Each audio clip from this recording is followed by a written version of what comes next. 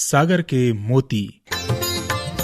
सागर के मोती साप्ताहिक रेडियो पत्रिका गागर में सागर के अंक सागर के मोती में रेडियो के माध्यम से आपकी भेंट करवा रहे हैं सागर शहर के रंगमंच के क्षेत्र में युवा कलाकार राहुल सेन से। आपका चयन हाल ही में भारतेंदु नाट्य अकेडमी लखनऊ में हुआ है। राहुल, कार्यक्रम में आपका स्वागत है। शुरुआत करते हैं आपके परिचय के साथ। जी नमस्कार, मेरा नाम राहुल सेन है और मैं अपने शहर सागर से ही हूँ। दीनदयाल नगर मकरोनिया में मेरा निवास है और मेरे पिताजी एक अकाउंटेंट हैं और मेरी माँ हाउसवाइफ है।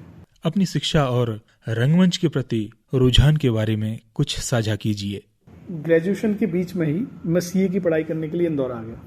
अब अपनी में क्लास जाता था और क्लास जाते जाते जब मैं एक दिन अखबार पढ़ रहा था तो मैंने एक शो की ऐड देखी। उस शो का नाम था वीर अभिमन्यु और उसके मुख्य अभिनेता थे महाभारत के कृष्ण, नितेश भारद्वाज जी। पूरा भारत उन्हें जानता है, पूरा भारत जिनका फैन है। कृष्ण भगवान के रूप में उन्होंने अपना चरित्र बनाया है। तो मेरी भी बड़ी इच्छा हुई कि इनको देख के आता हूँ। लाइव देखने का पहली बार मौका मिल रहा था तो मैं देखने चला गया। फिर मैंने कहीं ना कहीं से व्यवस्था की, फ़ोन लगाया कि मुझे इस शो की टिकट चाहिए, क्योंकि रंगमंच मुझे पता नहीं था कैसे होता है। वहाँ जाके फिर जो मैंने देखा कि रंगमंच ऐसे होता है, वहाँ मेरा सब कुछ बदल गया। रंगमंच के प्रति रुझान बना लिया और ये सब चीज़ें फिर मैंने स्टार्ट कर दी। इस प्रकार मैं आगे बढ़ा। रंगमंच की शुरुआत कैसे हुई और कब आपने इसे समझना और करना शुरू किया? नितेश भारद्वाज जी का शो देख के तो मैं आ गया था। अब प्रश्न ये था कि नाटक कैसे प्रारंभ किए जाएं, कौन कहाँ से थिएटर करेगा। इतना पैसा भी नहीं था कि थिएटर में कोचिंग फीस दे सकें एक्टिंग की। तो फिर मुझे एक थिएटर का नाम पता चला और मैंने उन्हें कॉल किया तो उन्होंने मुझे बुलाया। तो फिर मैं उनके पास कंटिन्यूसली जाना चालू किया और मैंने पहला नाटक किया था मुल्ला नसरुद्दीन, जिसमें मैं एक सामान्य सा गाँव वाला था और पहली बार मैं रंगमंच में उस समय पर उतरा था। भारतेंदु नाट्य अकेडमी तक का सफर आपने कैसे तय किया? जब एमए कर रहा था तब पता चला कि भारत में श्रेष्ठतम विद्यालय है नाट्य विद्यालय, जो कठोर प्रशिक्षण देते हैं नाटक के काम।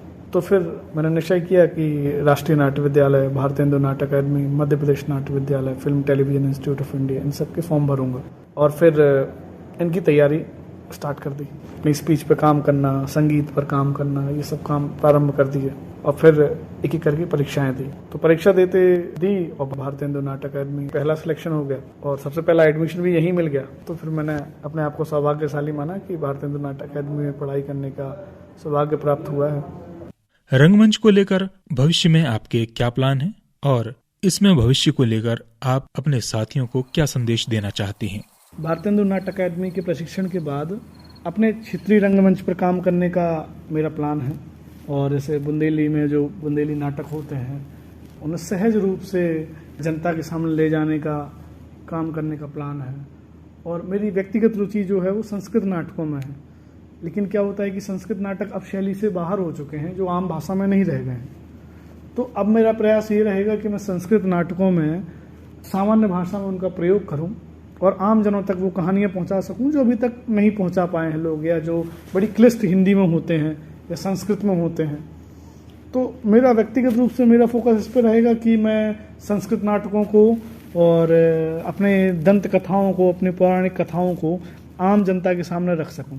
उन्हें वो कथाएं पता चल सकें जो आज के समय में आज से बहुत से युवाओं को नहीं पता है। बहुत से लोग ये सब पढ़ाई नहीं करते, इसलिए उन्हें पता नहीं है। तो मेरे नाटक के द्वारा मैं अपने कल्चर को और कहानी कथाओं को लेके मैं थोड़ा सा एक्साइटेड हूँ कि उन पर मुझे काम करना बड़ा पसंद है। संस्कृत नाटकों पर स्पेशली जो कहानियाँ होती हैं वो बड़ी कंटेम्प्रेरी होती हैं, आज के समय में बड़ी समसामयिक होती हैं। हम बस उन्हें समझने का समय चाहिए और लोगों तक वो उतनी अच्छी तरीके से प्रेषित हो पाए। यही मेरी इच्छा है और यही मेरे प्लान है काम करने के।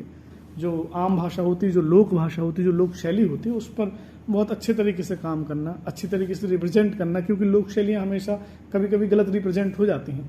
उस पर थोड़ा सा काम करना, उसको सही तरीके से, उसको उसकी इज्जत के साथ, उसकी मर्यादा के साथ उसे प्रेजेंट करना, ये मेरे थोड़े फ्यूचर के प्लान हैं और यही सब मैं करना चाहूँगा भारतेंदु नाट्य अकेडमी के प्रशिक्षण के पश्चात। राहुल, हमसे बातचीत करने के लिए आपका बहुत बहुत धन्यवाद और भविष्य के लिए आपको बहुत बहुत शुभकामनाएं।